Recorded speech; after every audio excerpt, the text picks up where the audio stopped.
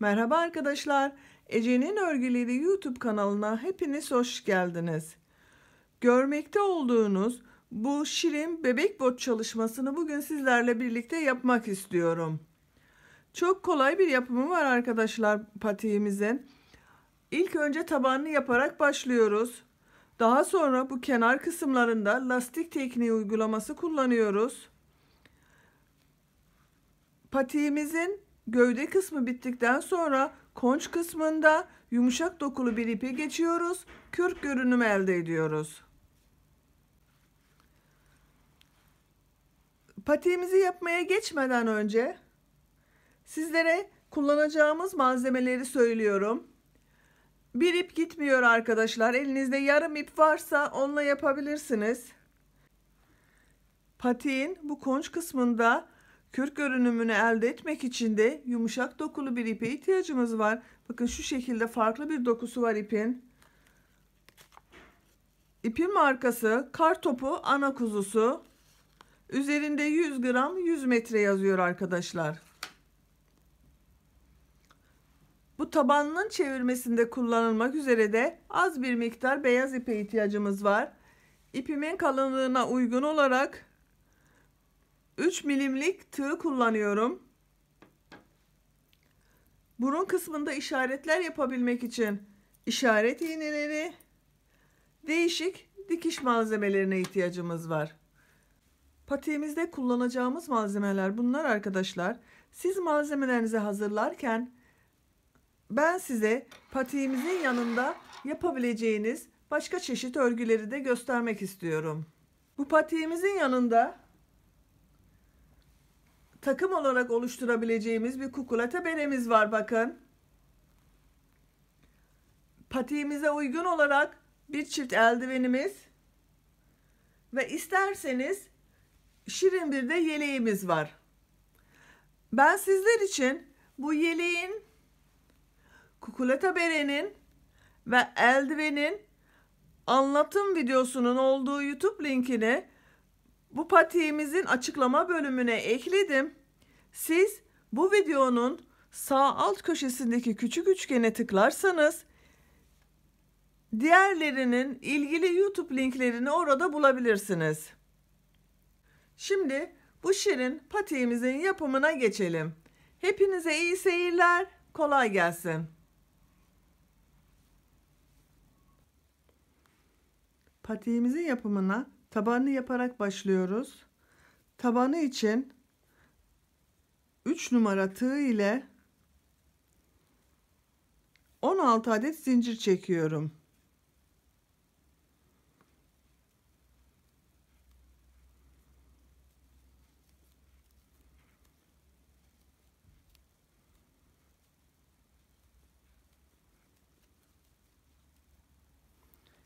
...16 zinciri çektikten sonra bakın bir gözenek atlayıp ikinci olan zincirin üzerine 2 adet sık iğne yapıyorum.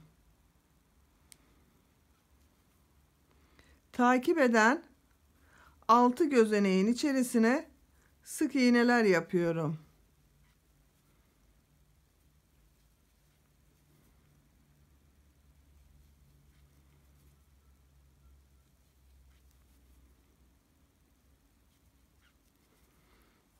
Sonrakine bir çakma trabzan.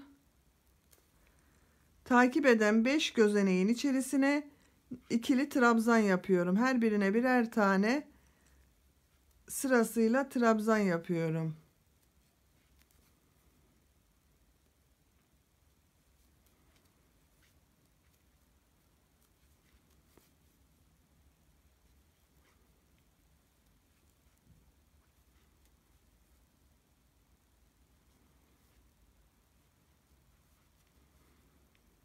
Son gözeneğimiz kaldı. Bu gözeneğin içerisine aynı gözeneğe 6 adet trabzan yapıyorum.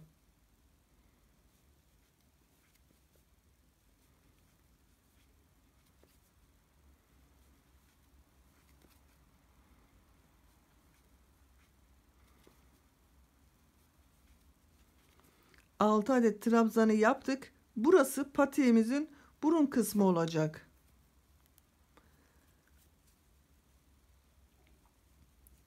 Geriye dönüyorum bu 6 trabzandan sonra. Bu aynı gözeneğe 6 trabzan yapmadan önce yan yana 5 tane trabzan yapmıştık.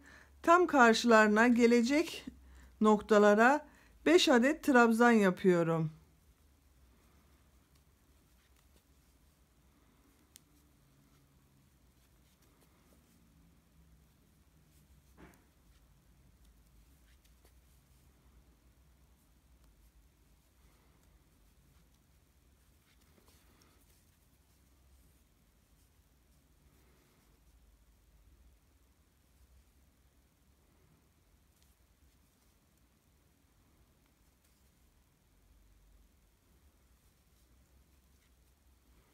Beşinci trabzanı yaptık. Bir çakma trabzan.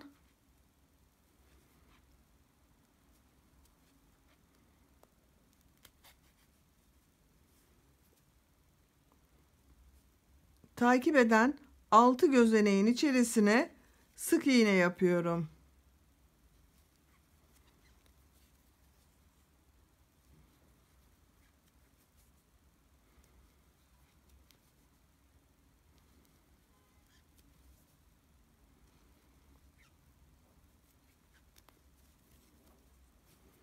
Bu sıraya başlarken bir gözeneğe 2 tane sık iğne yapmıştık başlangıçta. Tam karşısına 2 adet sık iğne yapıyorum.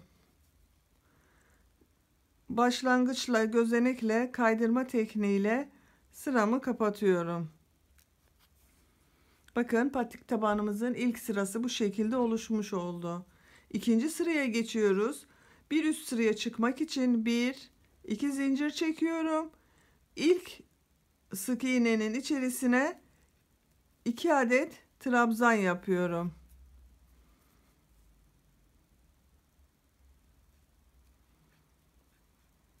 Hemen yanındaki sık iğnenin içerisine de 2 adet trabzan yapıyorum.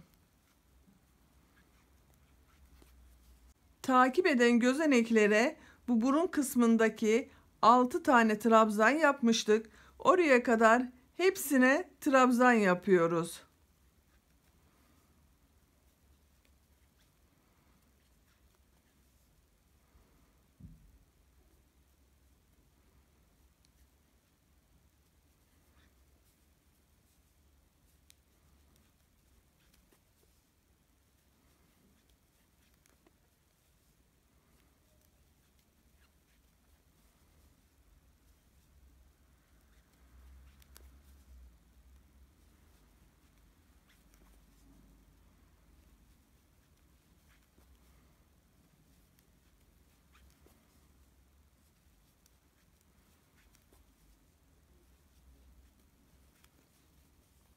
Yan yana 12 adet trabzanı yaptık.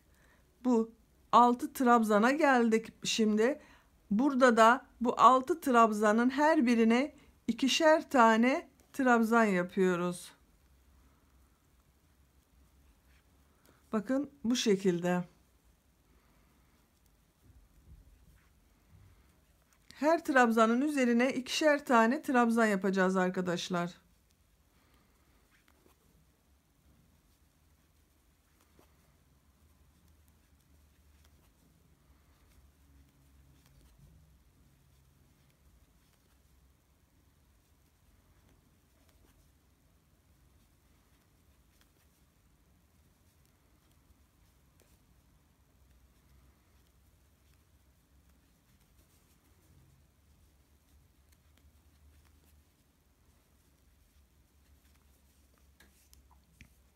İkişerli trabzanlarımı da yaptım.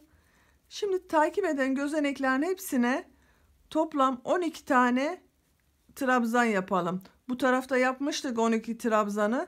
Aynı şekilde bu tarafta da yan yana 12 adet trabzan oluşturacağız.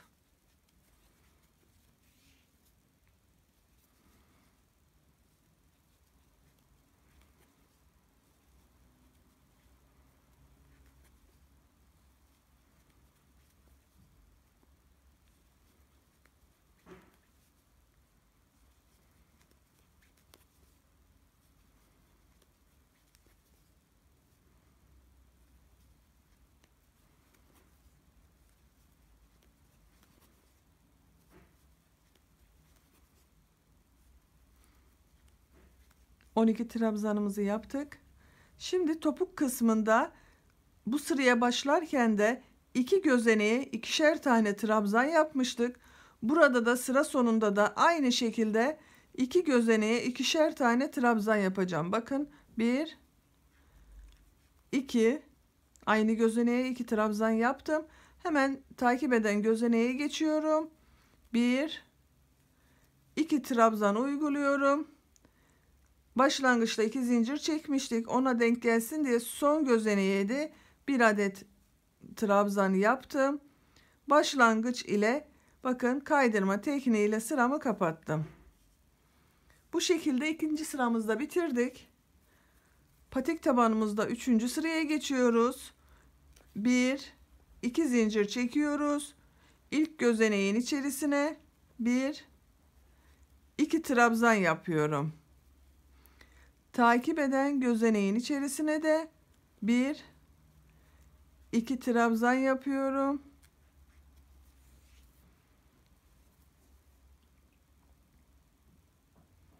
Hemen yanındaki gözeneğe geçiyorum. Ona da aynı şekilde 2 adet trabzan yapıyorum.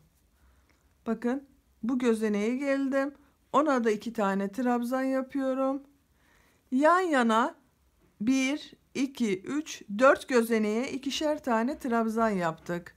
Şimdi takip eden 12 gözeneği 12 tane trabzan oluşturacağız.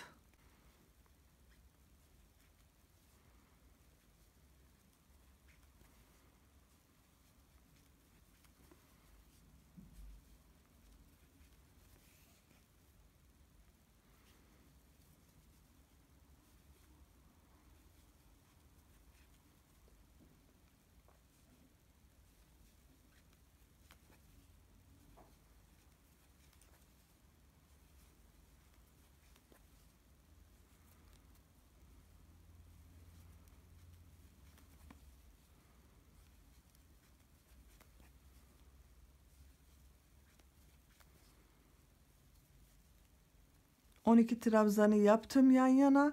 Şimdi bu burun kısmındaki arttırma bölümüne geldik. Bakın bir alt sırada aynı gözeneğe 2 adet trabzan yapmıştım. İlk trabzanın üzerine 1 2 trabzan yapıyorum. Aynı gözeneğin içerisine takip eden gözeneğe geçiyorum. Bir trabzan yapıyorum. İpi tığımın üzerine alıyorum. Bir sonraki gözeneğe geçip aynı gözeneğin içerisine 2 adet trabzan yapıyorum. Takip eden 7 gözeneğe daha trabzan yapacağız. İkişerli trabzanlar halinde.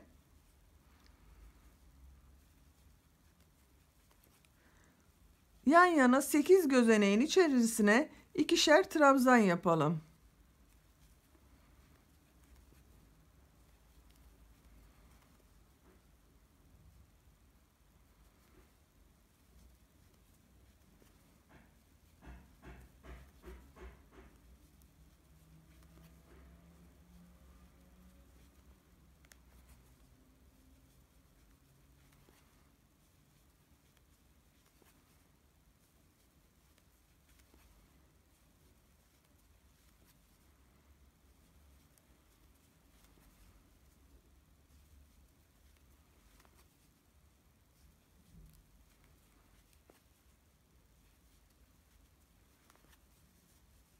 Burun kısmında yan yana 8 gözeneğin içerisine ikişer trabzan yaptık. Şimdi bir adet trabzan yapıyorum. Hemen diğer gözeneğe geçiyorum. 1 yaptım. 2 yaptım. Aynı gözeneğin içerisine 2 tane trabzan yapıyorum. Takip eden 12 gözeneğin içerisine 12 adet trabzan yapıyorum. Her bir gözeneğe birer tane gelecek şekilde.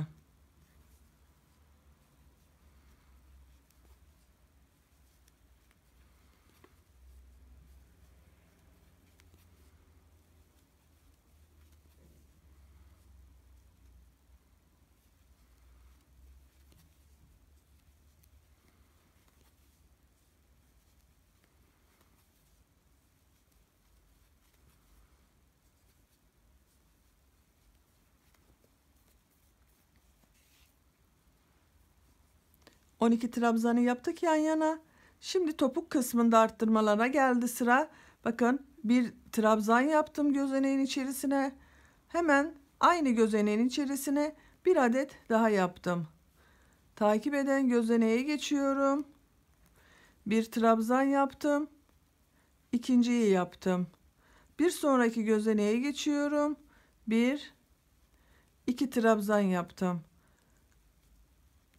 Bir, iki trabzan yaptım. Burada da yan yana 4 gözeneğin içerisine ikişer trabzan yapıyoruz.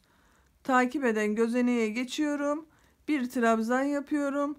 Sıramı kaydırma tekniğiyle kapatıyorum. Bakın bu şekilde patik tabanımız oluştu. Bakın ölçüyorum diğer patik tabanımızın altına. Eşit yapmışım, bakın eşit sayılarda oldu.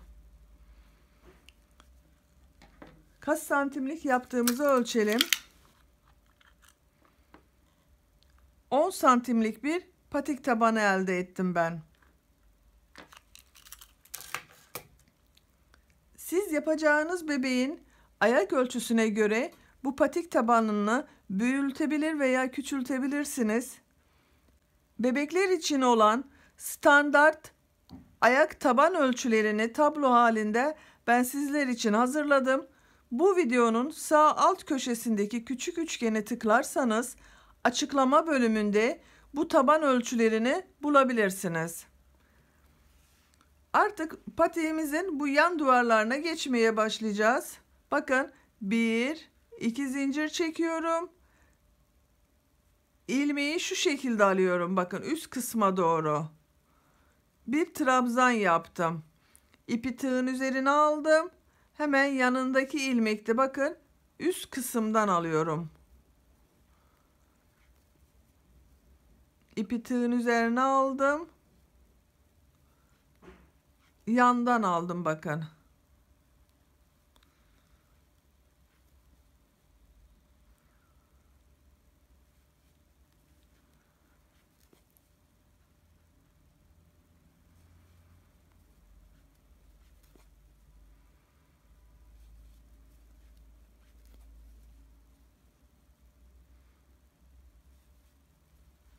Bakın trabzanlar yatay gitmiyor, dik olarak yukarıya doğru bakıyor artık.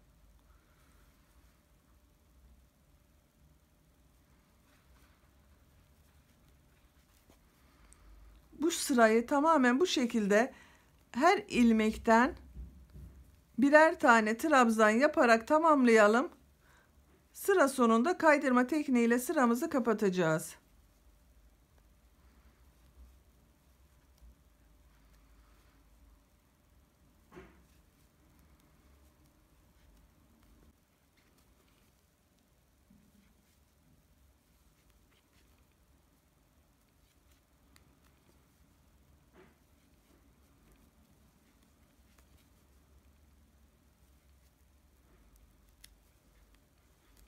Sıramızı bu şekilde trabzanlar yaparak tamamladım.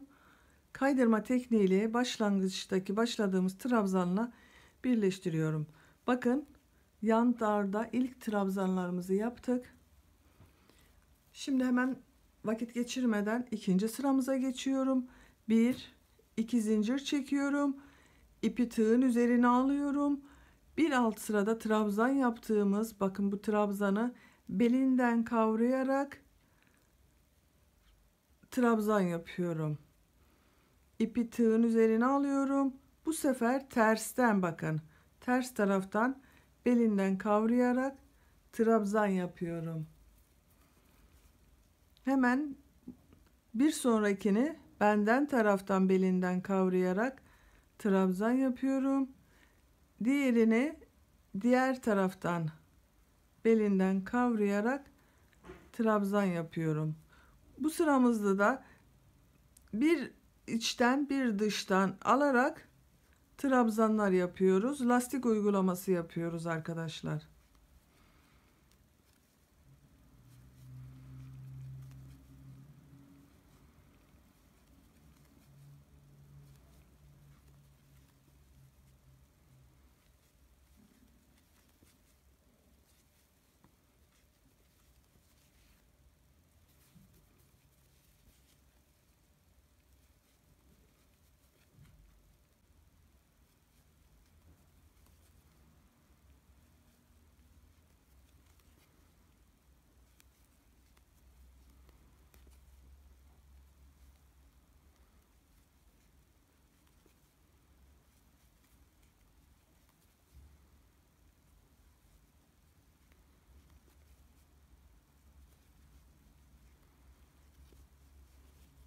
Trabzanları belinden kavrayarak bir içten bir dıştan şeklinde alarak bakın sıra sonuna geldim.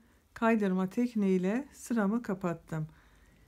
1 2 zincir çekiyorum. Üçüncü sıramıza geldik. Bakın patiğimizde ipi tığın üzerine alıyorum.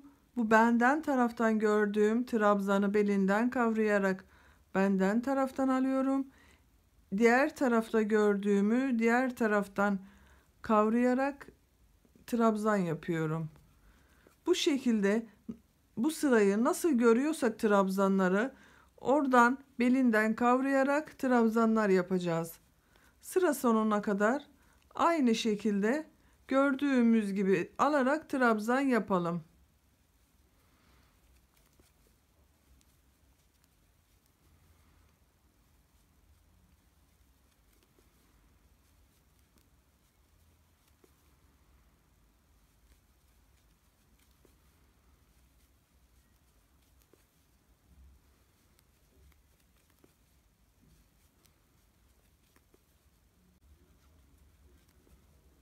Trabzanları gördüğüm gibi belinden kavrayarak önde gördüklerimi önden, arkada gördüklerimi arkadan kavrayarak trabzanlar yaptığım sıramın da sonuna geldim. Bakın başlangıçtaki ilmekle kaydırma tekniğiyle sıramı kapattım.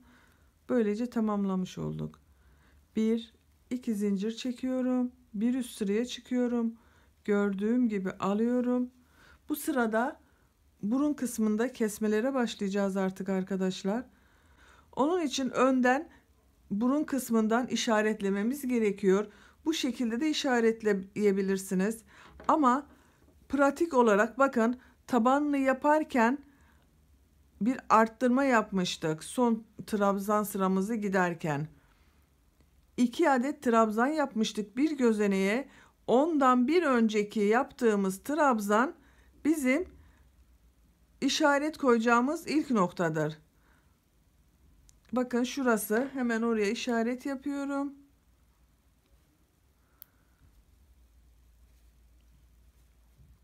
Veya şu şekilde patiğimizi ortalayıp bu şekilde de orta noktasını bulabiliriz. 26 tane işaretlemem gerekiyor. 2, 4, 6, 8, 10, 12, 13. 13. bakın 13. gözenek burası. Şimdi buraya kadar hepsini gördüğümüz gibi yapalım. İşaretli yere kadar. Önde gördüğümüzü önden, arkada gördüğümüz trabzanı arkadan kavrayarak trabzanlarımızı yapalım.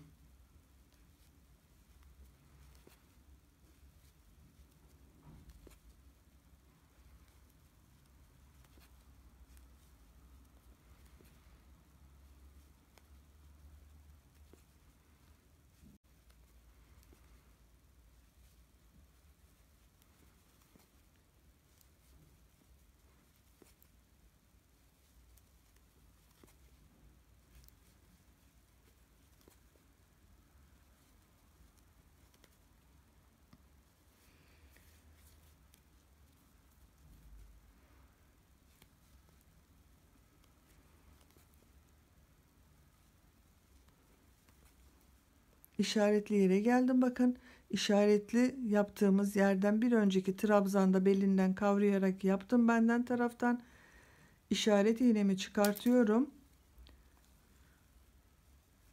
Diğer tarafta bakın alacağım trabzan. Onun için ipi tığın üzerine alıyorum.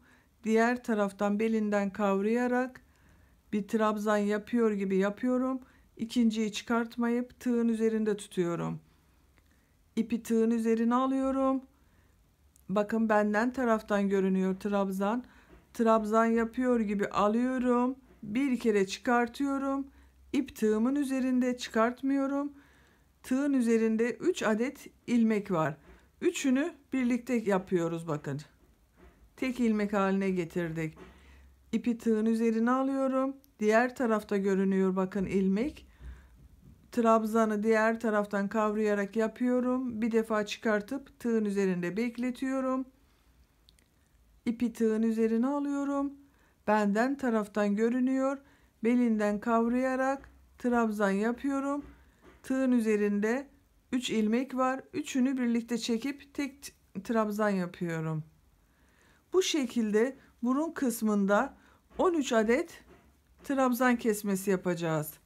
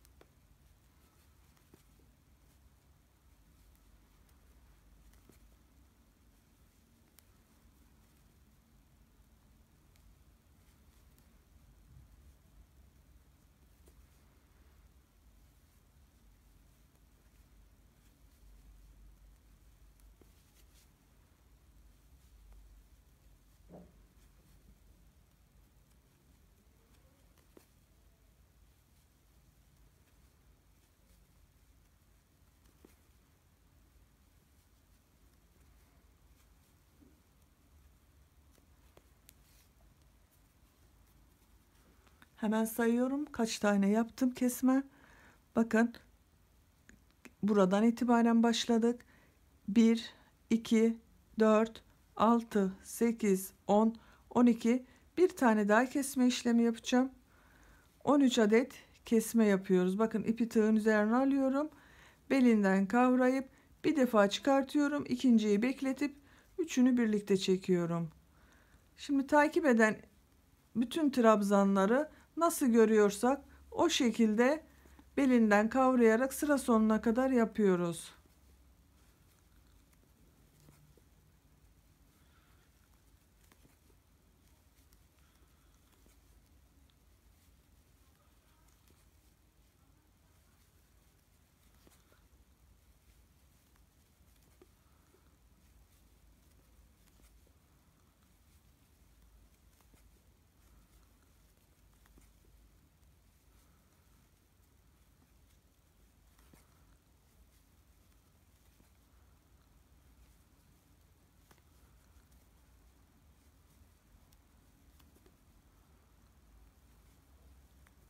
Sıra sonuna geldim. Bakın.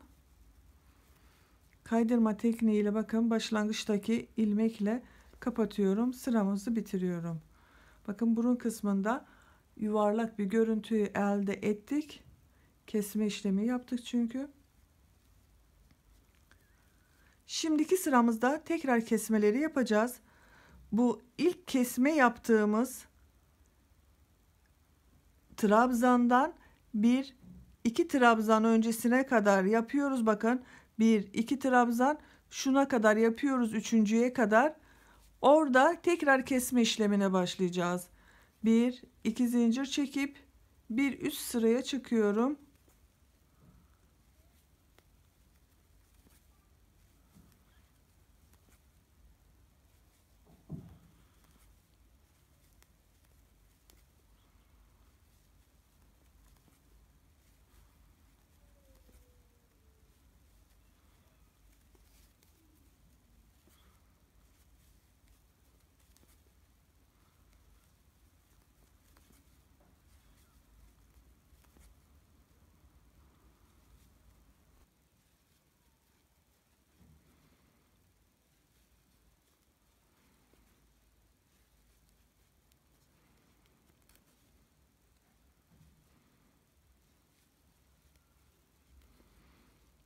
Bir alt sırada arttırmamız buradaydı. Bakın bundan bir de tersten var. 2 3 trabzan öncesine kadar geldik. Şimdi buradaki bu benden taraf olan trabzanı belinden kavruyorum. Bir defa çıkartıyorum. İkinciyi bekletiyorum. İpi tığın üzerine alıyorum. Diğer ters tarafta olan trabzanı belinden kavrayıp bir defa çıkartıyorum. Tığın üzerinde 3 ilmek var. Üçünü birlikte çekiyorum. Bir kesme işlemi yaptık burada. Hemen bakın burada gördüğüm benden tarafta bir trabzan var. Onu bir defa çıkartıyorum. bekletiyorum. İpi tığın üzerine alıyorum. Benden tarafta görünüyor. Bakın bir alt sırada kesme yaptığımız işlemde benden taraftan görünen trabzanı belinden kavrayıp bir defa çıkartıyorum. Tığın üzerinde tutuyorum. Üçünü birlikte çekiyorum. Bakın bir alt sırada kesme yaptığımız için bütün trabzanlar benden tarafa bakıyor. Belinden kavruyorum. Bir defa çıkartıyorum. 2 defa çıkartıyorum. Üçüncüyü çıkartmıyorum. Artık üçlü trabzan kesmesi yapacağız. İpi bir defa tığın üzerine doluyorum. Hemen yanındaki trabzana belinden kavruyorum. Bir defa çıkardım. 2 defa çıkardım. Üçüncüyü bekletiyorum. Üçünü bir kesiyorum. İpi tığın üzerine aldım. Bakın şu şekilde.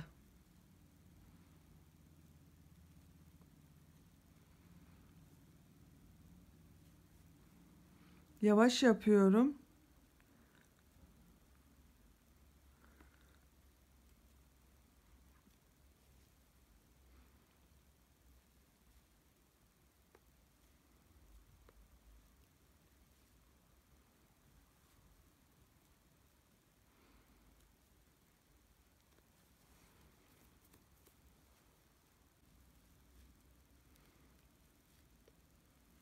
Bu sırada 5 adet üçlü trabzan kesmesi yapacağız arkadaşlar.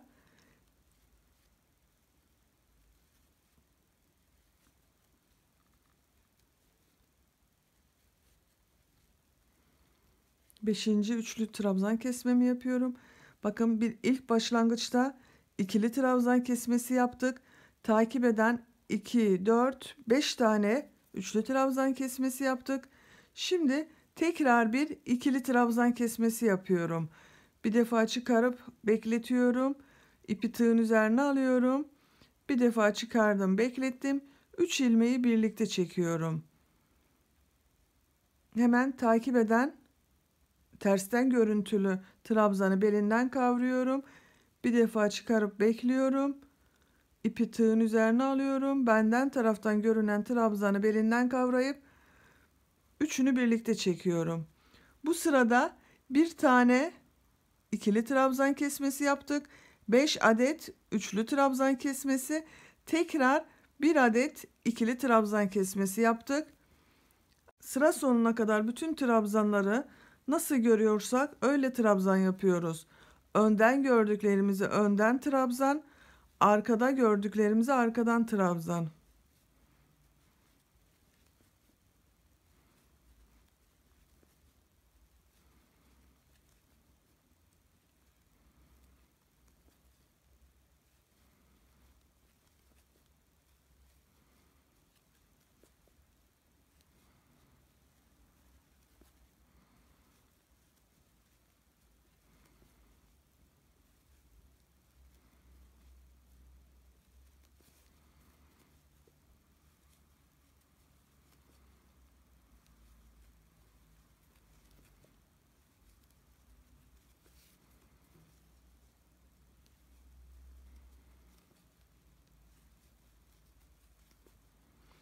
Sırayı kaydırma tekniğiyle başlangıç trabzanıyla birleştiriyorum. Bakın kapattım. Patiğimizin görüntüsü de bakın bu şekilde yuvarlak bir görüntü elde ettik.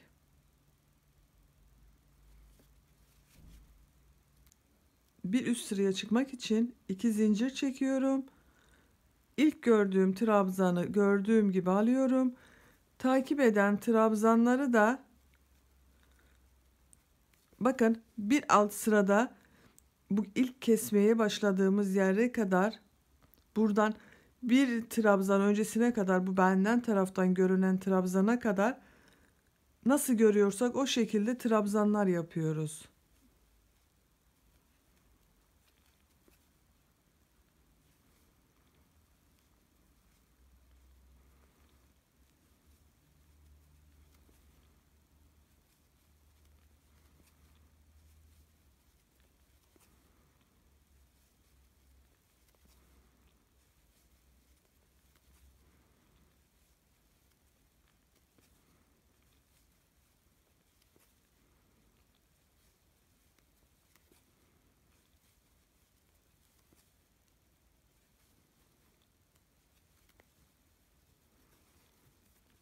Bakın o trabzana geldim. Benden taraftan görüyorum. Benden taraftan gördüğümü trabzan yapıyor gibi yapıyorum. Tığın üzerinde tutuyorum. İpi tığın üzerine alıyorum. Ters taraftaki trabzanı belinden kavrayıp bir burada kesme işlemi yapıyoruz. Bakın artık trabzanlar benden taraftan görünüyor. Bakın bunu bu şekilde alıyorum. Bir ikili trabzan kesmesi yapacağım burada. Bir sonraki bakın bir alt sırada kesme yaptığımız iki trabzan var. Onları şu şekilde kavrayıp trabzan yapıyoruz.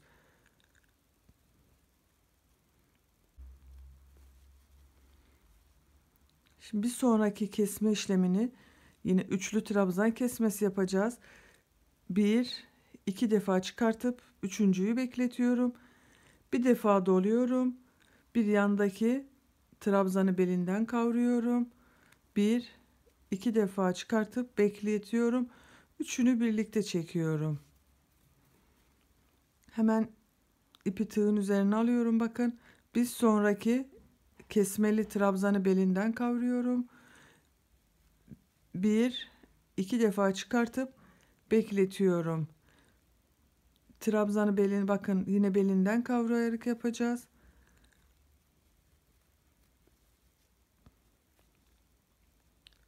Üçüncü üçlü trabzan kesmesini yapıyorum.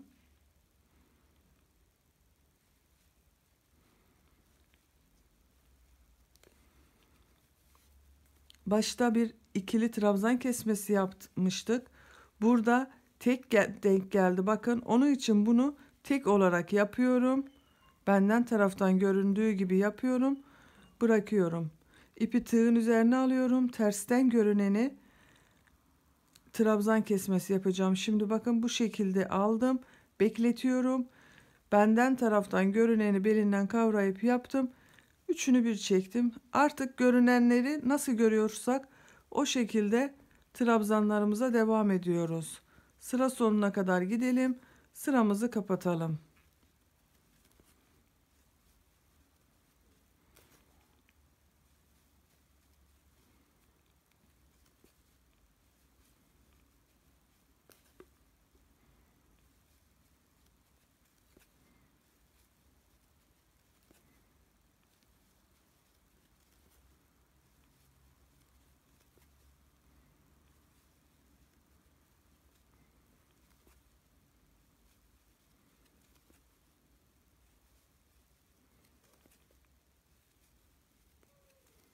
Sıra sonuna geldim. Bakın başlangıçtaki trabzan gözeneğiyle kaydırma tekniğiyle kapattım.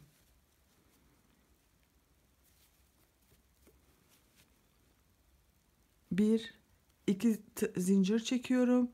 Bir üst sıraya çıkıyorum. Bakın gördüğüm trabzanları gördüğüm gibi alıyorum.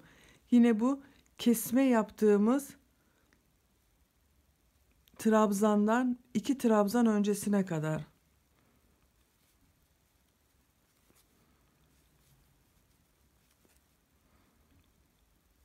Nasıl görüyorsak o şekilde trabzanlar yapıyoruz.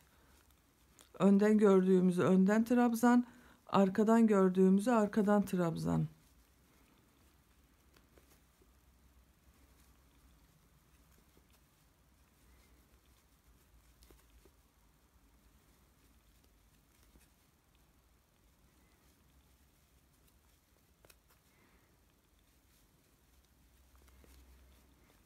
Bakın kesmelerden önceki son iki trabzana geldik. Benden taraftan görünüyor bakın trabzan. Bir defa alıyorum. Bekletiyorum. İkinci trabzanı yapıyorum. Bu ikili geldi bakın. Bu ikili trabzanı bir defa çıkartıyorum. Üçünü bir ilmek çekiyorum. Takip edeni de aynı şekilde bir defa çıkardım. İkili trabzan kesmesi yapıyoruz burada artık. Bakın bu şekilde tek trabzan haline dönüştürdüm. Bir sonrakini bakın kesme işlemi yapıyoruz. İkili trabzan görünüyor. İkisini bir çekiyoruz. Bekletiyorum. Diğerini alıyorum. Bekletiyorum. Yine tek denk geldi. Tek yapıyorum. Tersten görüneni aldım. Kesme işlemi yapacağız burada. Benden taraftan görünen trabzanı aldım. Üçünü bir çekiyorum. Nasıl görüyorsak o şekilde yapıyoruz devamında.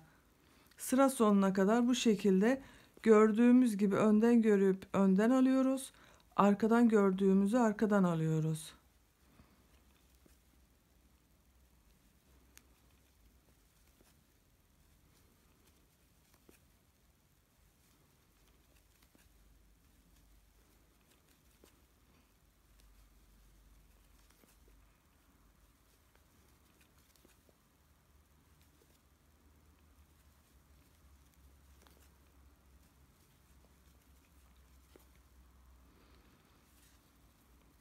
Sıra sonuna geldik. Başlangıç ile kaydırma tekniğiyle kapatıyorum. Patiğimizde kesme işlemlerini bitirdik. Artık bakın patik şeklinde aldı patiğimiz. Bir sıra düz halinde bir gidelim. Ondan sonra bu kürk görünümlü konç kısmını yapacağız. 1-2 zincir çekiyorum. Bir üst sıraya çıkıyorum. Nasıl görüyorsak o şekilde alıyoruz bu sırada bütün trabzanları. Artık kesme işlemi yapmıyoruz.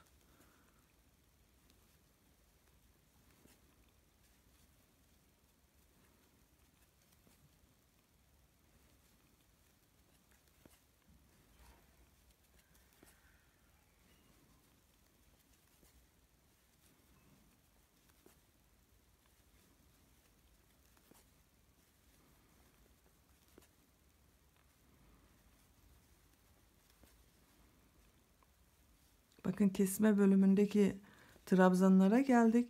Onları da nasıl görüyorsak o şekilde alıyoruz. Bakın trabzan haline getiriyorum.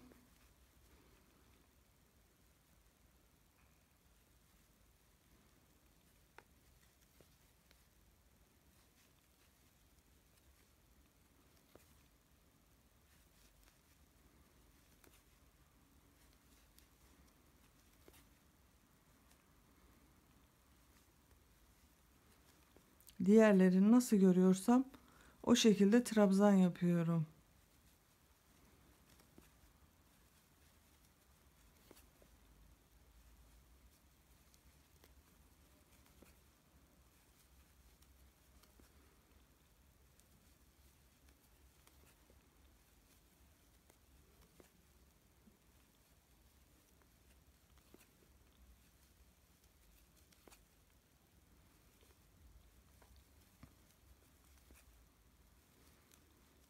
Sıra sonuna geldim. Sırayı kaydırma tekniğiyle kapattım. Böylece kırmızı ile patiğimizin örgü işini bitirdik. Diğer ipimize geçiyoruz.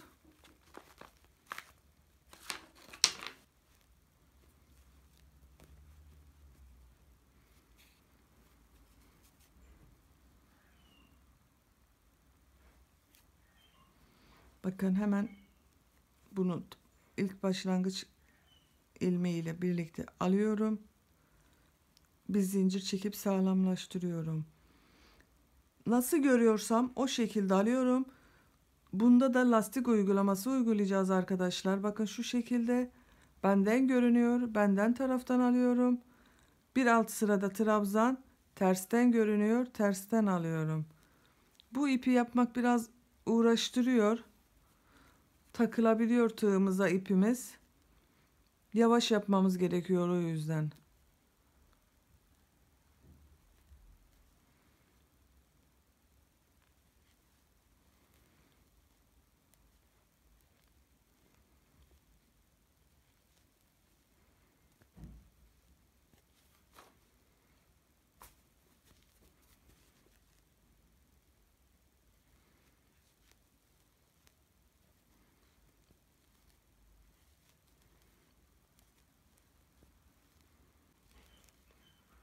İpimizi keselim, kırmızı ipimizi.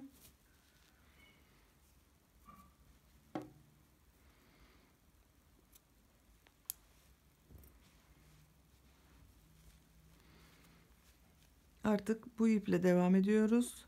Tersten görüyorum, tersten alıyorum.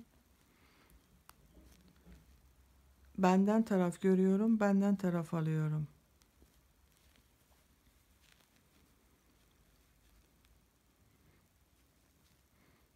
Bakın bu ön kısımda düz trabzanlar denk geldi. Onları bir ters bir düz olarak alalım.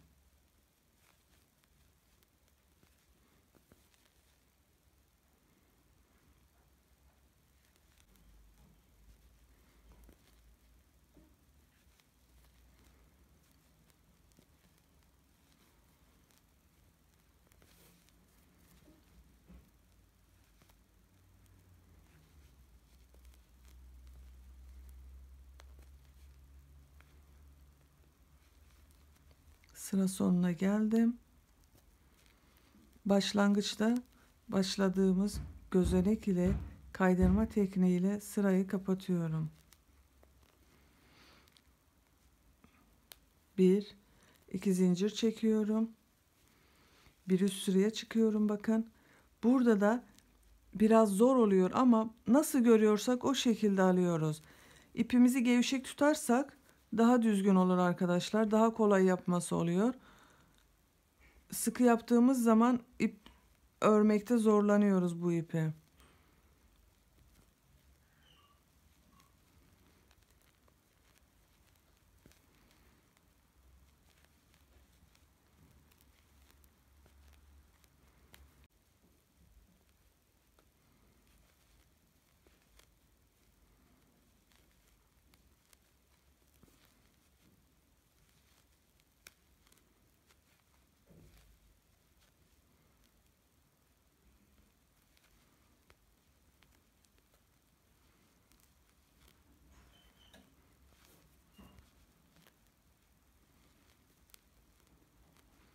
Sıranın sonuna geldik. Yine kaydırma tekniğiyle başlangıçla kaydırma tekniğiyle sıramızı kapattık. Bir üst sıraya geçeceğim. Bir sıra daha yapalım. Patiğimizin bitmiş haliyle tamamlayalım.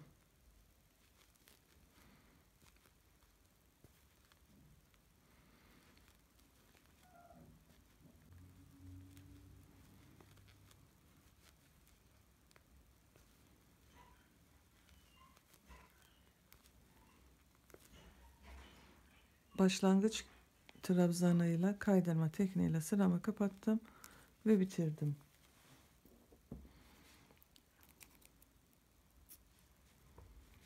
Kesiyoruz burada ipimizi.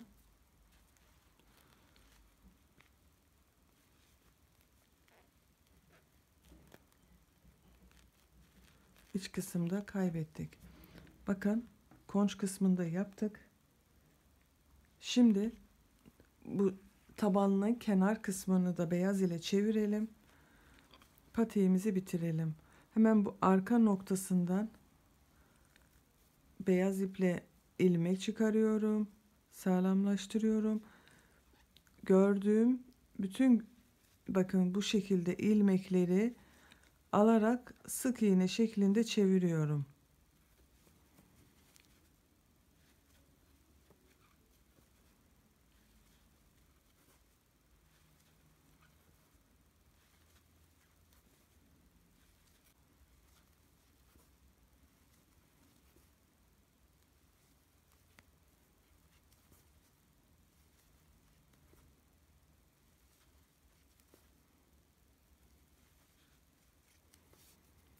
Sıra sonunda başlangıçtaki gözenekle kaydırma tekniğiyle kapattım ve bitirdim.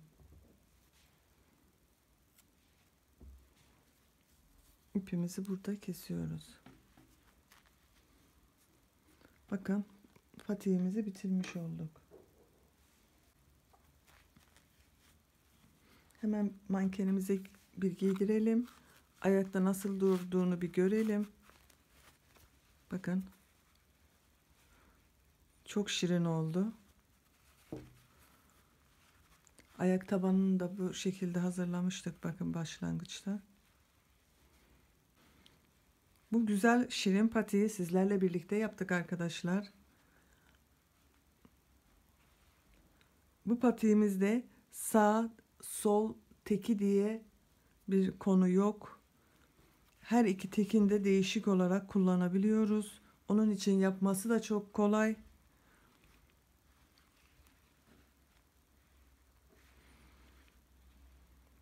Bu patik anlatımını benimle birlikte yapan ve izleyen herkese çok teşekkür ederim.